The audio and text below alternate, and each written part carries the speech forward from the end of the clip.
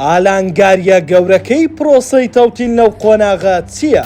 کێشە گەورەکەی بەردەمناردنی موچەی هەرێم ئاشکرا دەکرێت. تاکە شتێک ئێستا کە گرینگە لە بابەتی تەوتین شێوازی تەمویلکردنی بانکەکانە.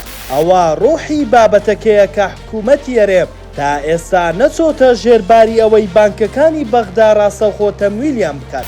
ئەگەر ڕێکەوتن لەسەر ئەوە کرا بەغدا ڕاستەوخۆ تەمویلی بانکەکان بکات، ئەگەر ڕەشید بێدیان ڕافیدەینیان هەژماری من هیچ لە بابەت ناگۆڕێت. بەڵام ئەگەریش بە پێچەوانە بوو پارەکە خرایە سەر هەژماری دارایی هەرێم، دیسان لە هەر کوێدا بەش بکرێ هەر لە ژێر کۆنتڕۆڵی حکوومەتی هەرێم دەبێت. پێش ئەو بڕیارەی دادگای فیدراڵی تەیب سامی داوای لە شاندی حکوومەتی هەرێم کرد هەژماری بانکی فەرمانبەران کە لە بانکەکانی نێو پرۆژەی هەژماری من کراوەتەوە ڕادەستی بەغدا بکات.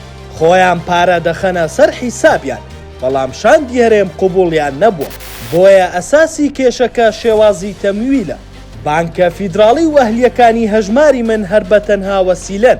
پرسیار ئەوەیە موچەخۆرێک لە سلێمانی ئەگەر بینی لقی بانکی ڕەشید کراوەتەوە بچێ لەوێت لە چوارچێوەی تەوتین هەژمارێک بکاتەوە، هەژمارەکەش بچێتەوە بەردەستەی سامی، مانگانەش لە لیستی موچەی هەرێم ناوی هەبێ.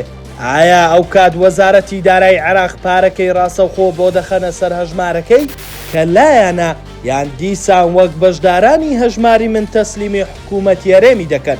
تۆ پێ دوایە بۆ ئەم ساڵ کێشەی موچەی فەرمانبەران چارەسەر بکرێت؟